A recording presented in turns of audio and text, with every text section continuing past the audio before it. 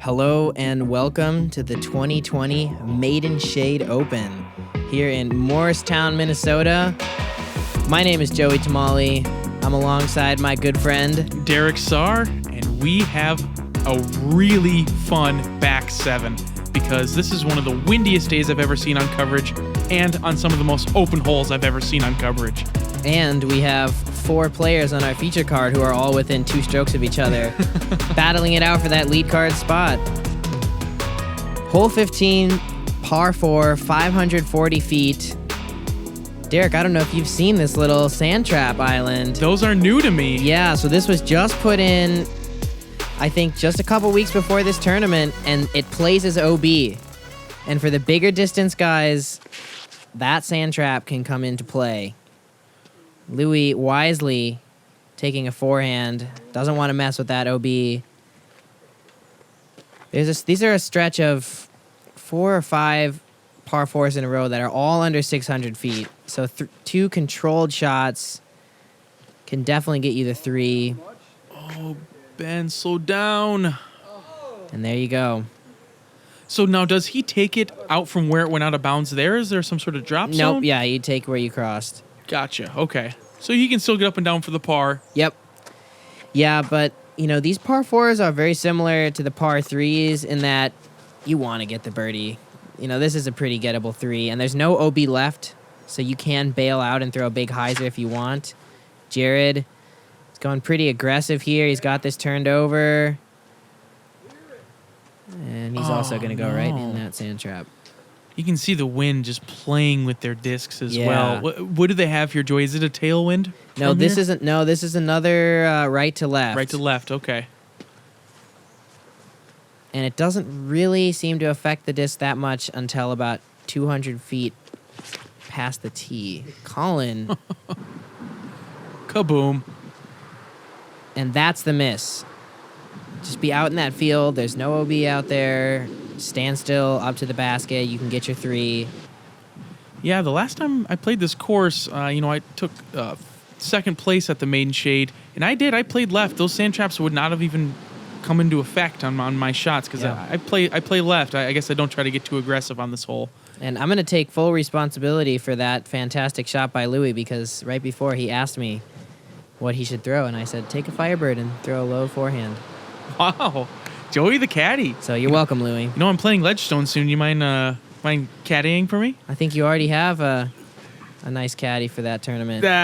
Nah. It's just Garrett Everson. No big deal. No big deal. 1014 rated player. Yeah, caddying. My caddy's higher rated than I am. Yeah. As Jared puts it a little bit deep. Ben. Okay, with the forehand. Ooh. That grass is pretty thick there, so that is an okay miss. Just about 25 deep of the basket. I'm of the maybe unpopular opinion that I think Ben should use his forehand more. I think he has a fantastic forehand. Yeah, he has been working on it, and it is always really good whenever he throws. Oh baby. No.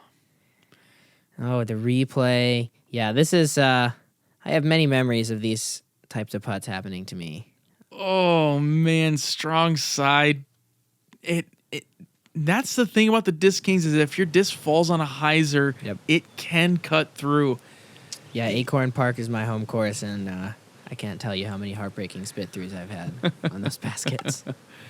Here's Louis for a 3. Really, I would say a conservative drive, and, that's how you should play this hole. Yeah. With that sand trap, just bite off enough, but not so much that you go into that sand trap and... just 2 easy forehands for him. Yeah, I mean, if you do break it down, what is it, 270 foot of throw? Yeah. Yeah, that's most players are able to do that. Yeah, and, totally. And break down the hole just like that. Jared, be nice for him to save the par after going OB. Nice. Yeah, he's feeling the putter now. Yeah, sometimes it just takes a few holes to get that thing warmed up, and as you can see, Jared he's hot. Yeah, BK here for the bogey. He's definitely pretty frustrated with his round as a whole. Like I said, coming off a stellar performance at the Majestic. It's definitely tough to kind of come back to earth, He's playing with guys like Ryan Sheldon and Kevin Jones and Luke Humphreys and touring pros, and he's beating them, and then to come back and kind of fall back to the local field a little bit, that's hard sometimes. Yeah, unless you're a guy like Kale and beating everybody all the time, doesn't matter when or where. Totally. As we jump into hole 16, par 4, 506 feet. I don't see a sand trap on this one. Nope. but it's a very similar shot. Correct, very correct. Similar hole. I know the play is to bail out left. That path is not OB, so bailing out left is a safe play. I believe these players will be doing that. Looks like Louis going for a backhand, so yep, bailing out left. Yeah, and there's a right to left. So you don't really want to overturn your disc because that right to left wind will slam that shot down. So most of these guys are just trying to get as much distance as they can off the tee, so they have the easiest approach in to the green. Collin looks like he's going big here. Yeah, he has the distance to get to any of these par 4s here. Oh no. A little overturned, it looks like. Oh, but a good Oh my goodness. A good kick, I believe. I don't remember seeing that when I filmed it, but wow, that is a kick. Yeah, that kept him out of some real trouble. That right side is almost impossible to get up and down for a par. I don't know what this disc is from Jared, but he throws this one all the time. This is like his money distance driver. I want to say it's a Rampage because I think that's one of the kind of popular distance drivers from Legacy, but I don't know for sure. And I just saw a Grant sighting. If you look at the finishing of his disc, it's always easy to see Grant in his Hawaiian shirt at the tournament. Here's Ben throwing a D2. Pretty solid line, honestly. He's going to stay in the short stuff. Yeah, I like that kind of flex shot he just threw there. Very safe. You know, he never even played with the OB at all. Louis with his Firebird.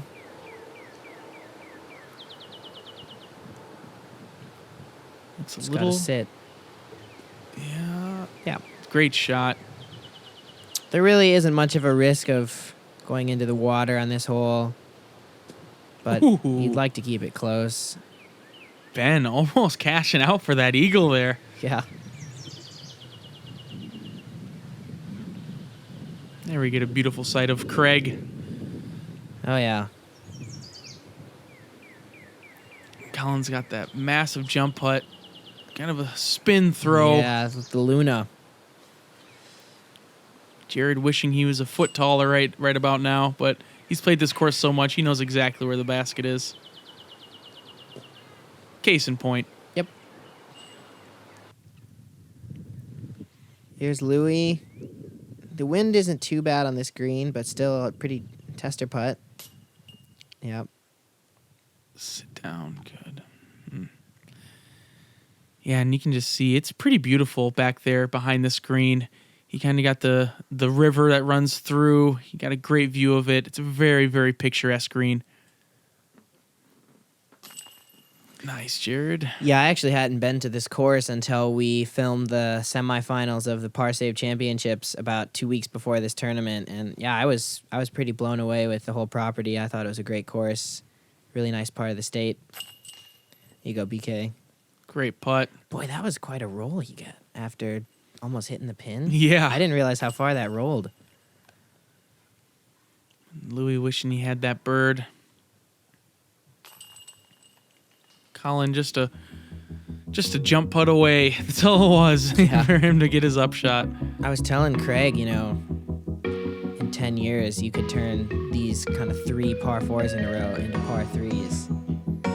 With just kind of how you think disc golf and distance is kind of becoming, people are throwing farther and farther, and I feel like in 10 or 15 years, these could all just be par 3s, because everybody can throw 500. Yep. Here's another one, 561. You're not really going to see anybody except for a select few people in the world come close to getting a 2, but for all these players, the 3 is the expectation. And it's just wide open. No OB to speak of. Big tailwind. So these guys are going to try to make sure they get a lot of height on their shot and let it carry. You see Collin doing just that. Yeah, and I do like holes like this that are wide open, long, par fours. Oh my Oh no. goodness. Get over Did on that He's go into safe. the water? No, Oh, he's- okay, good. He's safe. He's about 2 or 3 feet away from that pond. That's hole 18's green up there. But I kind of like holes like this. Kind of, speaking a little bit to the preserve here as well, and as a nod to Kale, it really just shows off the skill of the player because you have all this room to have a big drive, and then for the top level player, it should just be an easy upshot, and it shows off your skill and just wide open play. Like it's just you in the hole. There's no OB. There's no water. I mean, Collin Yeah. did get a little close, but most people don't go that far. Oh, yeah, he found water that wasn't even on this fairway. BK, same kind of shot as the last hole. Gets a little slam, but I mean, anything over that road is pretty solid. I'd say that's about 415. I think this is a shrike from Louis. I know he likes to throw those. Wow, yeah, they are really disking down. Well, strike's a 13 speed. Oh, That is a rip. yeah. Yeah, I like throwing this hole. It's fun. You just get to open up. Mm-hmm. And if you do have a bad shot, then you gotta, prove yourself and have a good upshot. This is another touchy green. It's hard to tell on camera, but it slopes pretty good off the backside. And in this wind, it is definitely challenging to put it really close. Yeah, it does not like the forehand coming in at No. all. Yeah, you don't really want to be putting on this hole. Like, that is not a putt that Jared wants. I think he played it up and hoped that it would get dropped by that tailwind, and it just kept it up. Collin can just barely see the basket from here. I don't think I've ever seen anybody over there. Wow, and just a jump putt. He's just throwing a driver and then a jump putt on these par fours. So cool to see. Louis, big dog in the group. He also has, I mean, that was like 80 feet. That was a rip. Oh, Oh, man. wow, what a look. Yeah, that wind is absolutely howling. You can see Jared's shirt just ripping in the wind.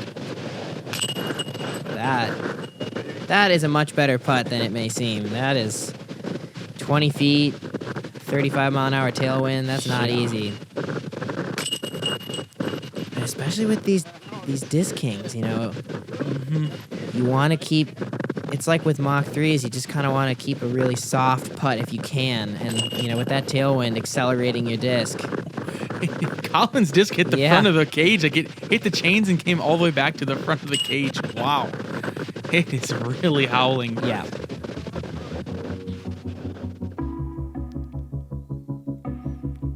Great reach back. That was a smash. And Jared with the lone par on that hole. Louis and Collin. Going Yeah. stroke for stroke here. Yeah. Minus 10. We got a battle going down, and these holes that we're about to hit, it's a stretch of birdie holes, but with this much wind, it makes it difficult as we jump into hole 18, 237 feet.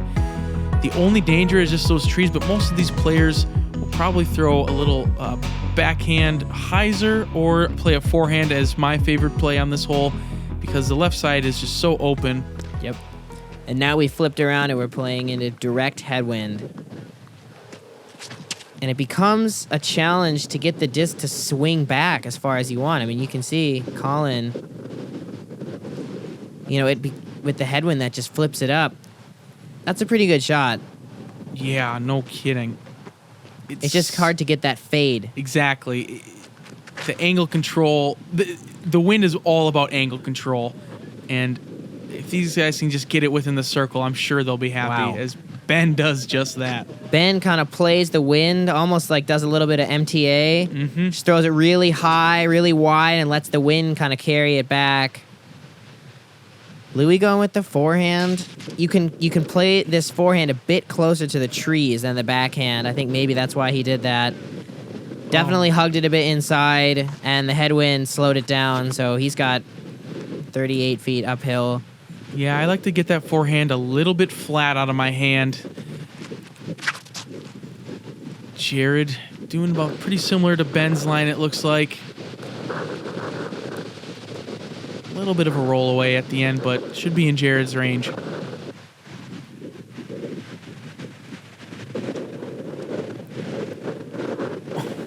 Man, it's just holding the disc in the air. There's so much wind out there. And look at how high he had to start that putter above the basket. That is ridiculous. Look at how high he puts this. I wonder if it goes Just out for of the frame tail even. end. Look. Oh, yeah. Yeah. Totally out of frame. I mean, that's like a Ricky Jeez. putt. And just barely squeaking over that edge there. Great putt, Jared. Oh, you're Wow. welcome. You heard me.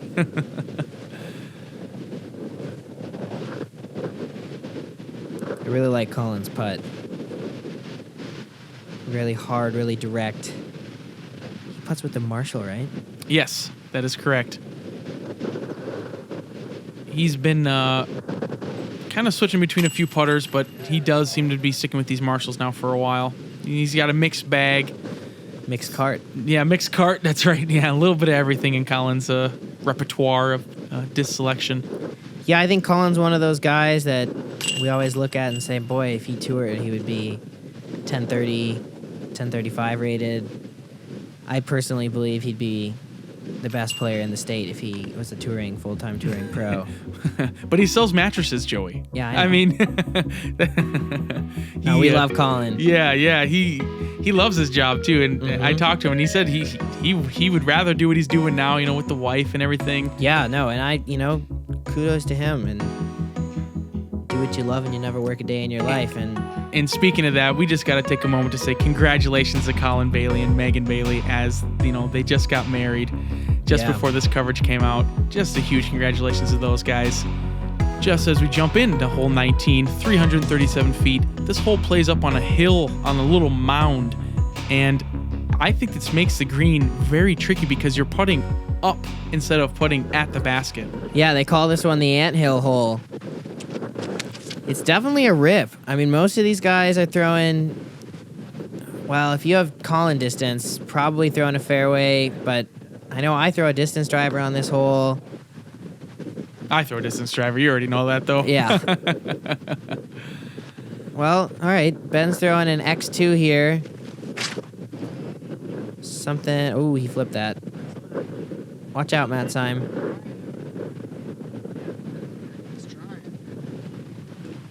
Ooh, there's Josh ripping a good shot, it looks like, on the next hole. Yeah, this is a really, really tricky hole. It's all about hyzering right at the right time, because you don't want to skip off the backside of this little mound. Yeah, Jared looks like he saw that one off just a little bit. Yeah, I think he's kind of in the road there. He's going to have a bit of a death putt. Louis throwing a destroyer. Louis loves to throw these bottom stamp pop top destroyers. He said Oh my. I know. That is one of the best shots of the round. Jeez. That is fantastic. Yeah, Louis is a lover of those pop top destroyers. I think he has 2 or 3 in the bag. And in my understanding is that's the reason why they made the PD2s, because the destroyers weren't as stable. Oh, Jared, a little high on that putt. Yep. But a PD2 essentially is just a pop-top destroyer. Yep. And so it's nice and stable into these winds, which I prefer. Oh, no. Yeah. Oh, Collin, I'm so sorry, man. Well, Oh. I hate to say it, but that's what happens when you don't have pro-level baskets. Yeah, that one looked so good. He thumbs up. See, he's still got a smile on his face, and that's what you got to do. You know you had a good putt. You just got to move on and be confident in your game.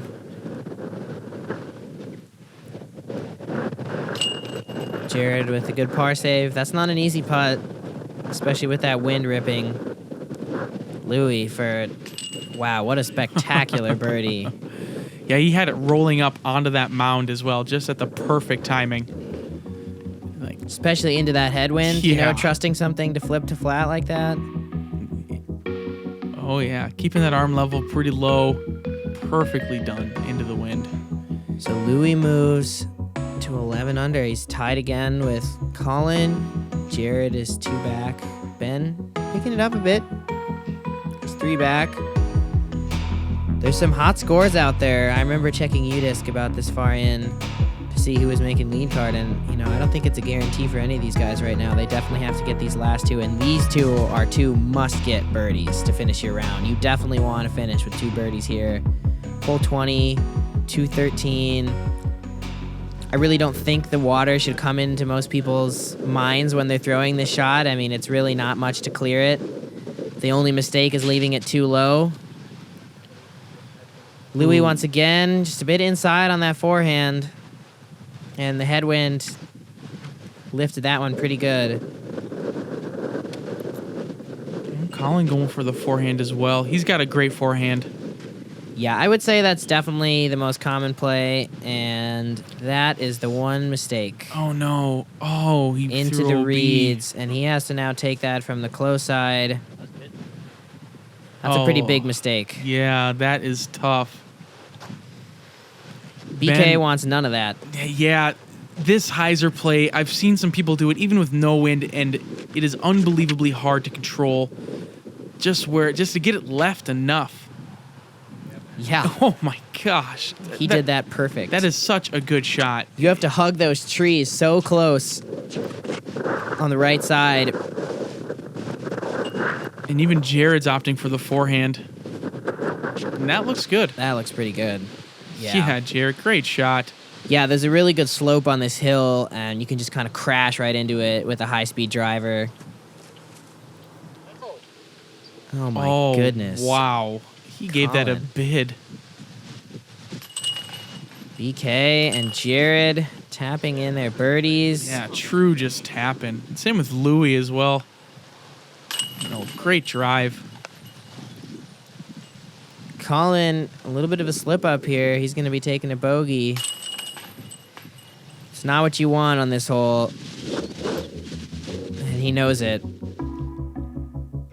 And it's a good view of Jared's forehand. He has a very smooth forehand, I'd say. He's doesn't have like that massive power, but he gets the angles just right on him, and he knows exactly how to throw them correctly. So I think we missed Louis' layup. So he took a par. Yeah, okay, yep. Because he had hung that forehand really inside. That's right. But nonetheless, Collin taking that bogey drops him 1 stroke back of Louis on our card. So he's back to 10 down. And on the final hole, 232 feet, not much in the way. Doesn't favor the backhand because of the sloping green. I like to play a forehand into this, but there's not much in your way, just a little bit of wind. Yeah, this is another one, though, where it's like it's so gettable that it almost gets in your head a little bit. Everybody should be getting a birdie here. But yeah, there's just enough of a slope that it makes this green a little bit tricky. And then, yeah, the wind makes this hole very difficult, at least to park. And what was the wind doing here, Joey? I'm pretty sure this is about a straight tailwind. So it's kind of just slamming these discs and accelerating them as they're going. Yeah, about a straight tailwind here. Louis looks like he's reaching for that PA3 again. I love his reach back. He kind of has the disc at a perpendicular angle to what he's going to throw it. Great shot, That's Louis. perfect. Yeah, if he can get that in for a birdie, that will be a wonderful round by Louis. This is a Firebird. Yeah, Collin throws a Firebird. Okay. Oh, wow. I mean, yeah, that works. 232 with a Firebird. That's something that you would do. Yeah, absolutely. I feel like I can just control the drivers a little bit better. I have a pretty good touch game with them. Oh, yeah. No. That wind is crazy. Yep. That, it just never died the entire round. Just stayed very consistent, especially in this field. It's almost comical when you're playing in that much wind to watch a putt like that. I'm sure Jared was kind of chuckling at that. And I know BK was talking a lot on this hole about, when it's windy like this, you have to play to the right side of the basket. He's playing his shot to end up short, so he has that tailwind putt. And, he's actively thinking on his shots, where do I want to be for the wind on this shot? Yep. So I think that is a very that's very pro level mindset. Kudos to Ben for thinking that way. And I mean, you saw it worked out well for him. What a round by Louie. What a round. First time to the course in a couple of years, and shows them all how it's done. Thank you guys so much for tuning in to this first round of the 2020 Maiden Shade Open. Louie finishing off with the birdie, shooting 12 under. Collin at 11, Jared and Ben at 10. Honestly, good rounds from the whole group. Yeah, no kidding. Double digits by all of them. Crazy. Yeah, that is some solid shooting from the guys, especially in this wind.